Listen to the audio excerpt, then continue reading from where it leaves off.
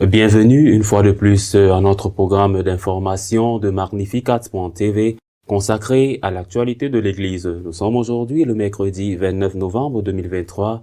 Voici les titres de notre journal. Le secrétaire d'État, le cardinal Parolin, a écrit aux évêques allemands pour leur interdire d'approuver l'homosexualité et le sacerdoce féminin.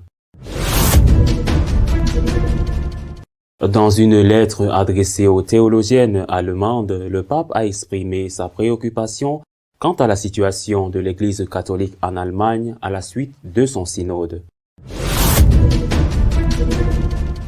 Des rabbins italiens ont critiqué le pape, lui reprochant une équidistance à l'égard des Palestiniens qui n'expriment pas un soutien suffisant aux Juifs enlevés par le Hamas. Le pape a nommé un évêque coadjuteur pour Monseigneur Rey, évêque du diocèse de Toulon en France, lui retirant ainsi la responsabilité du séminaire et des communautés. Samedi, les audiences du pape ont été annulées en raison de la grippe et de la fièvre. Le dimanche, il a prié l'Angélus depuis la chapelle de Santa Marta et non depuis le palais apostolique. Le cardinal Parolin, secrétaire d'État du Vatican, a interdit aux évêques allemands d'approuver le sacerdoce féminin et les actes homosexuels. Dans une note officielle, le secrétaire d'État, le cardinal Parolin, a déclaré aux évêques allemands que l'ordination sacerdotale était exclusivement réservée aux hommes et que l'enseignement de l'Église sur les relations homosexuelles étaient des questions non négociables et devaient donc être laissées de côté dans le débat synodal allemand. Le cardinal Parolin reconnaît que certaines questions peuvent être débattues, mais il en souligne deux qui ne sont pas négociables. L'ordination sacerdotale réservée exclusivement aux hommes et l'enseignement de l'Église sur la pratique des relations homosexuelles. Sur la première question, le cardinal cite la lettre apostolique Ordinatio Sacerdotalis de Saint Jean-Paul II, dans laquelle le pape polonais a déclaré que l'Église n'a en aucun cas la faculté de conférer l'ordination sacerdotale à des femmes et que cette décision doit être considérée comme définitive par tous les fidèles. En ce qui concerne l'enseignement de l'Église sur les actes homosexuels, le cardinal Parolin écrit ce qui suit aux évêques allemands. Un autre sujet sur lequel une Église locale n'a pas la possibilité d'exprimer une opinion différente concerne les actes homosexuels. En effet, même si l'on admet que d'un point de vue subjectif, il peut y avoir divers facteurs qui nous demandent de ne pas juger les personnes, cela ne change en rien l'évaluation de la moralité objective de ces actes. L'enseignement constant de l'Église souligne que l'évaluation morale objective des relations sexuelles entre personnes de même sexe est établie avec exactitude et certitude. Une autre question qui n'est pas contestée ici est le décret de crédibilité morale subjective de ces relations dans chaque cas individuel. Dans une lettre adressée à 4 théologiennes allemandes, le pape a exprimé son inquiétude quant à ce qui se passe en Allemagne à la suite du synode. Le pape François a une nouvelle fois critiqué les réformes de l'Église catholique en Allemagne. Dans une lettre personnelle adressée à 4 laïcs allemandes, dont 2 professeurs de théologie, le souverain pontife a écrit qu'il partageait l'inquiétude suscitée par les nombreuses mesures concrètes qui ont été prises dans cette église locale et qui menacent de s'éloigner de plus en plus de la voie commune de l'Église universelle. En février de cette année, les 4 théologiennes allemandes ont annoncé leur intention de quitter le synode de l'Église dans leur pays parce que cela signifiait qu'elles se distanciaient du reste de l'Église, elles avaient alors déclaré: la participation à un processus dans lequel les interventions et les clarifications répétées des autorités du Vatican et du pape lui-même ont été ignorées signifierait soutenir une voie qui conduit manifestement l'Église en Allemagne à s'isoler de l'Église universelle. Nous ne pouvons pas et nous ne voulons pas partager la responsabilité de cette situation, ont déclaré les théologiennes allemandes en quittant le synode. Par la suite, la théologienne Katharina Wester-Ostmann, professeure à l'université franciscaine de Steubenville, a expliqué sa situation en affirmant que les décisions du synode sur la morale sexuelle avaient été prises à l'avance. Déjà en septembre 2019, la théologienne Marianne Schlosser s'était retirée du synode, refusant de discuter du sacerdoce des femmes, cette question étant réglée par le magistère de l'Église. Dans la lettre écrite en allemand, manuscrit et signé Franciscus, le pape fait référence à l'un des fruits du synode allemand. Il s'agit du comité synodal qui a été mis en place pour préparer l'établissement d'un conseil synodal. Dans cet organe, les laïcs seront majoritaires et auront le droit de vote. Cette approche pourrait éloigner les Allemands de l'unité de l'Église, affirme la lettre. Un organe consultatif et décisionnel tel que celui qui est en cours de préparation ne peut être concilié avec la structure sacramentelle de l'Église catholique. Le Saint-Siège l'avait déjà signalé aux évêques allemands en janvier dernier, mais les prélats n'en ont pas tenu compte. La lettre de François du 10 novembre est une réponse à une lettre datée du 6 novembre.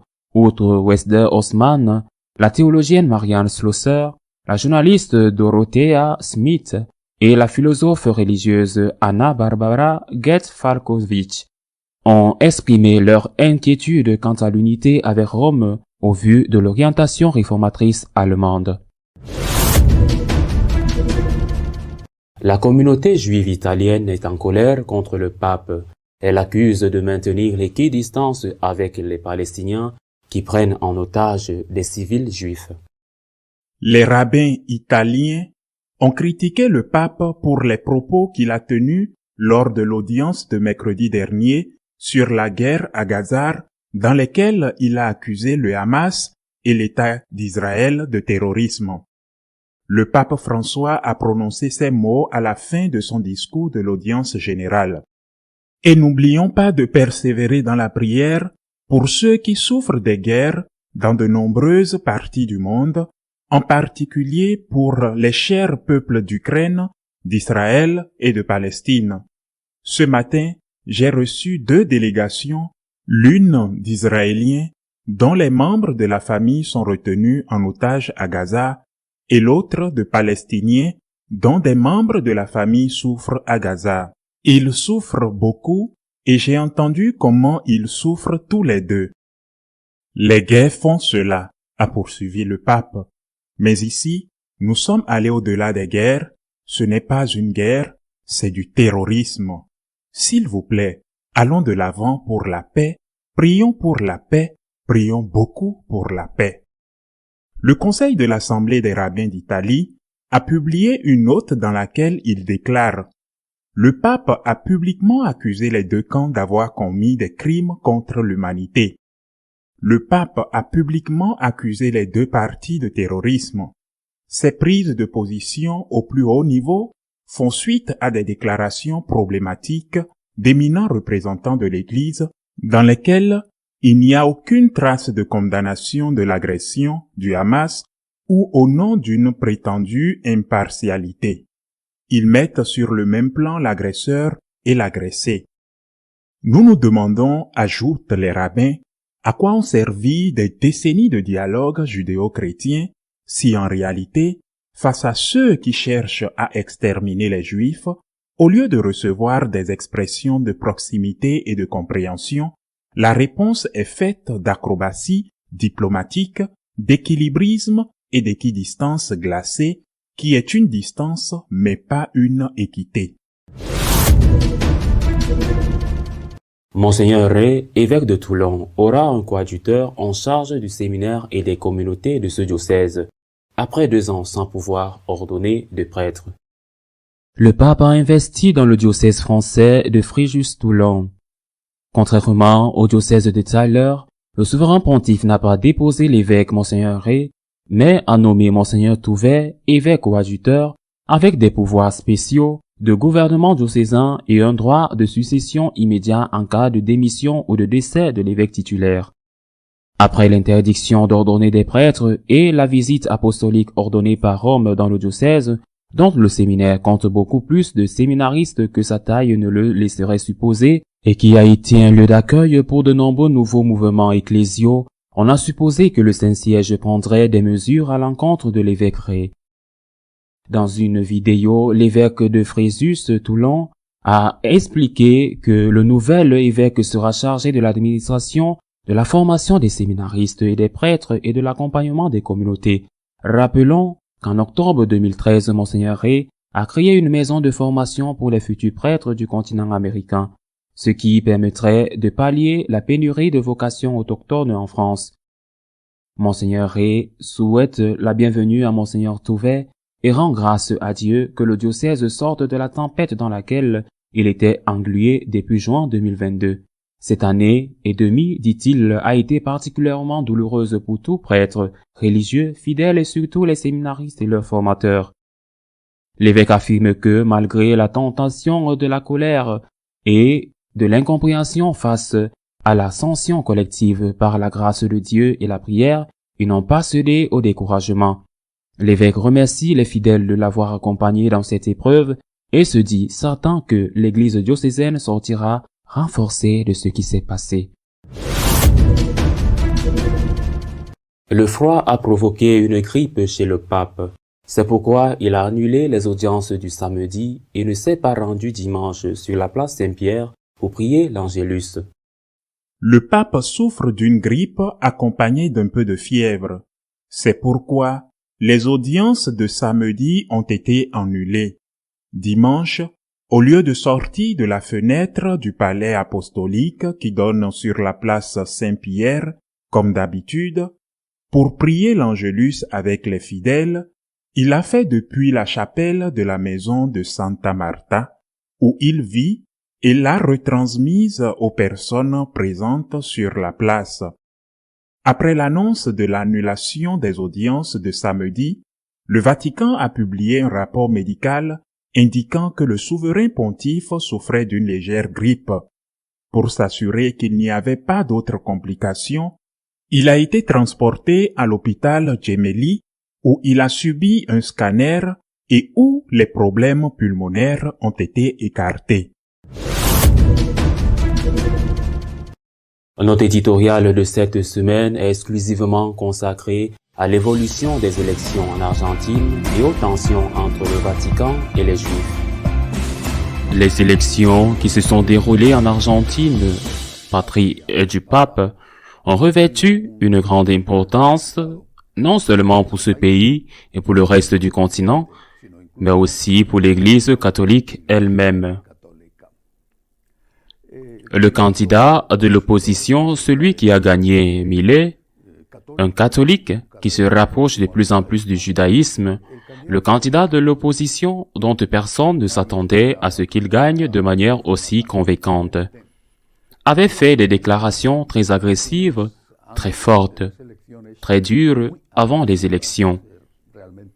Il avait fait des déclarations très agressives, très fortes, très dures avant l'élection contre le pape et contre l'Église catholique dans son pays. Et donc, en plus de savoir qu'il allait gagner les élections, il s'agissait aussi de savoir si une telle attaque frontale contre l'Église aurait des répercussions politiques ou non dans un pays, j'insiste, dans un pays comme l'Argentine, le pape étant argentin. Qu'un candidat attaque, comme l'a fait Milei, l'Église et le pape, et qu'il remporte les élections haut la main, cela a évidemment une signification. Et c'est le peu d'influence que l'Église catholique a dans la vie politique de ce pays. Je pense que c'est incontestable. Une partie importante de la hiérarchie catholique s'était rangée du côté du candidat qui avait perdu, le candidat péroniste. Il l'avait fait, il faut le dire aussi, pour défendre le pontife si durement traité par Millet. Il l'avait fait. Il est vrai, parce qu'il s'identifiait beaucoup plus au péronisme qu'au candidat de l'opposition. Il y a même eu des célébrations eucharistiques qui ressemblaient davantage à des rassemblements politiques dirigés par les soi-disant prêtres des bidonvilles. Je le répète, la défaite du parti au pouvoir, du péronisme, implique également, d'une certaine manière, une défaite de l'Église catholique ou d'une partie importante de l'Église catholique et de la hiérarchie catholique. Parce que nous sommes tous l'Église et que de nombreux électeurs catholiques pratiquants ne voulaient pas voter pour ce parti, pour le péronisme qui avait été au pouvoir pendant une longue période. Quelle est la leçon à tirer?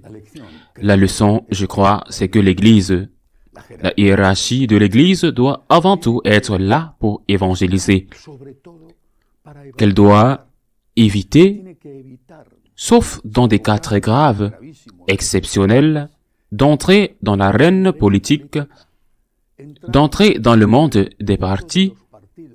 Ce rôle est réservé, je ne dis pas exclusivement, parce qu'il y a toujours des exceptions, et il y a des cas très graves.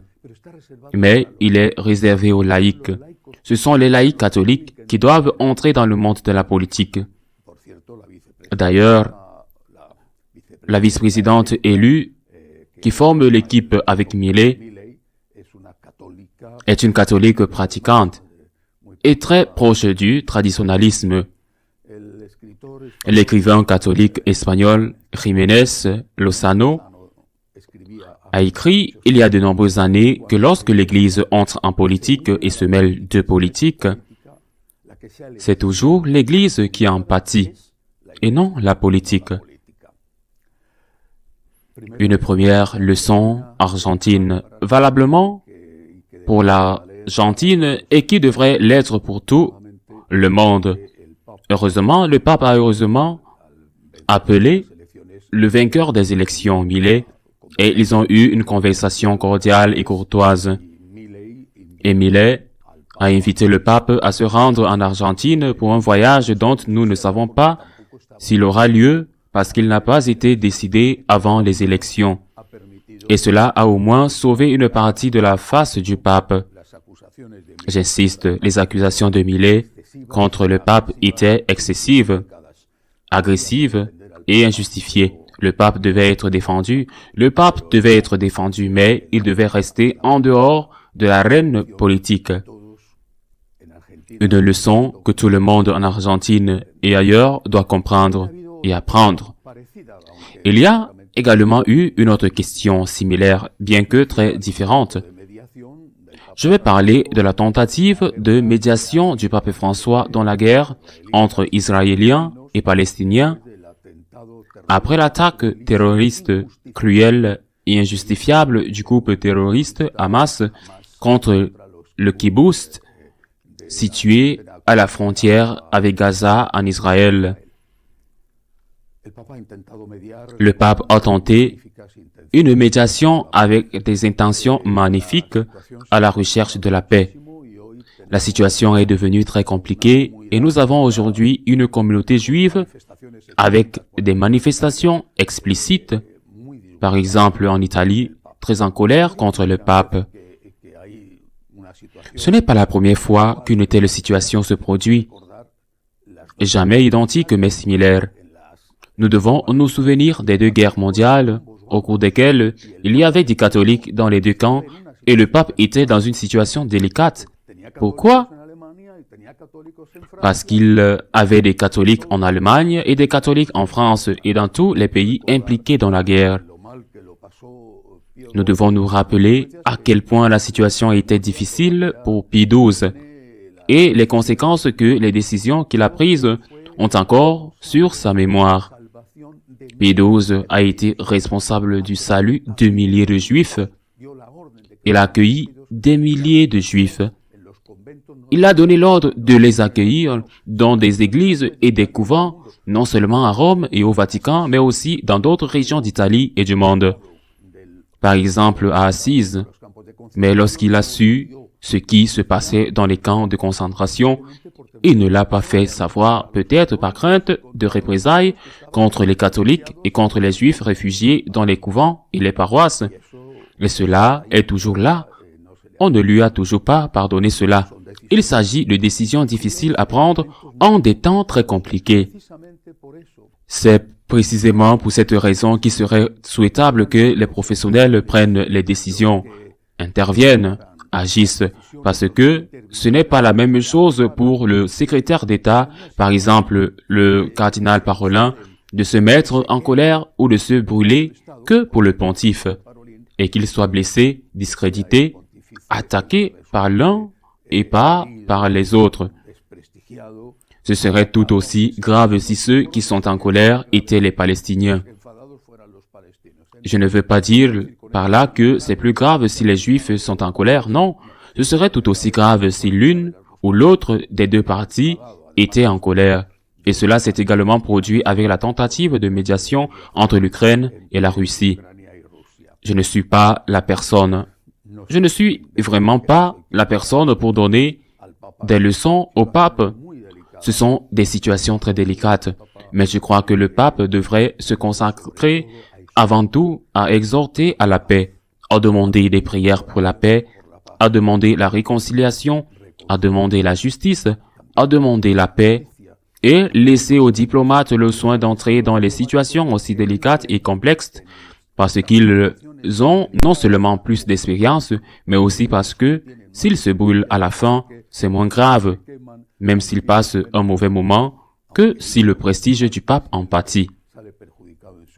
Cette semaine, nous avons eu l'habituel, c'est-à-dire le synode allemand, qui est une flamme qui ne s'éteint pas.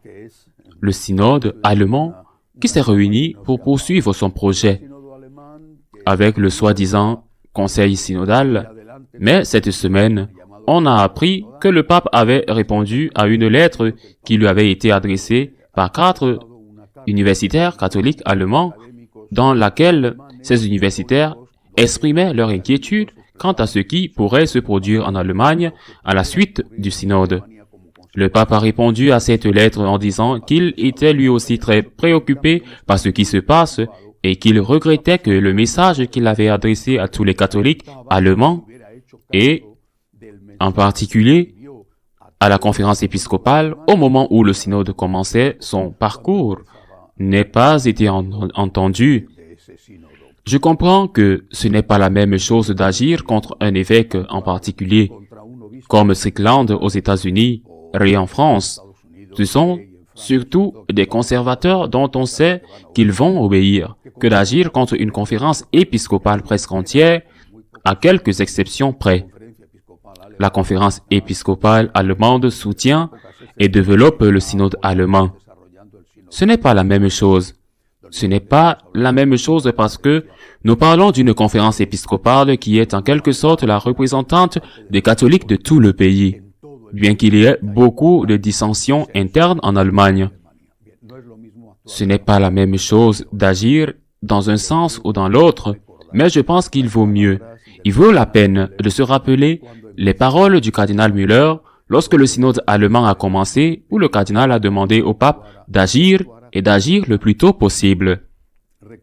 Le cardinal Müller, qui est allemand et qui sait ce qui se passe dans son pays, a rappelé ce qui s'est passé lorsque Luther a commencé. Il a dit que la tiédeur ou l'hésitation du pape à l'époque à agir contre Luther a permis à Luther de gagner du temps et de se renforcer, de gagner des alliances, de gagner des amis, et il était alors beaucoup plus difficile d'agir contre lui, et le schisme très grave s'est produit, et nous en subissons encore les conséquences aujourd'hui.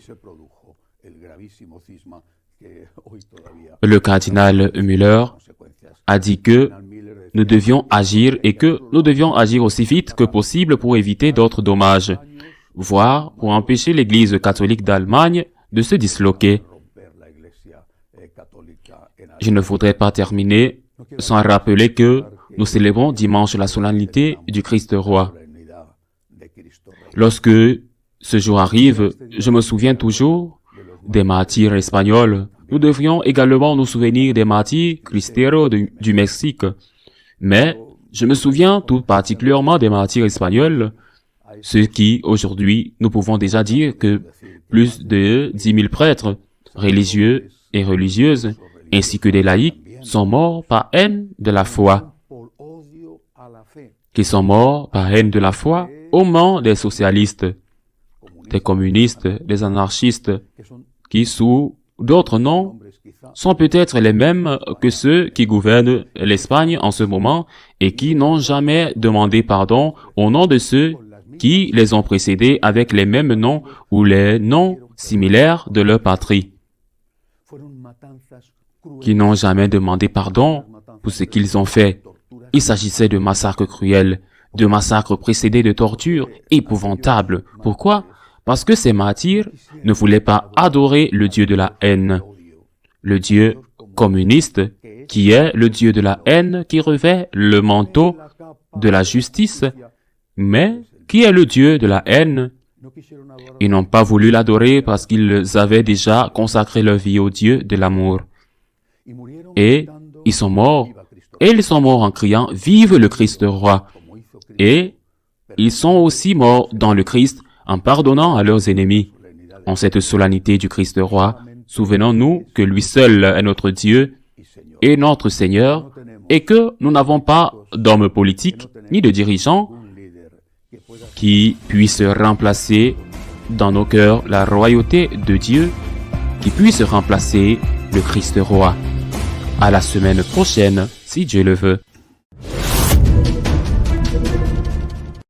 Si vous souhaitez être au courant de tout ce qui se passe dans l'Église, vous pouvez le faire à travers notre page d'information Magnificat.tv. Nous continuerons à vous tenir informés de tout ce qui se passe dans l'Église. À nous revoir la semaine prochaine, si Dieu le veut.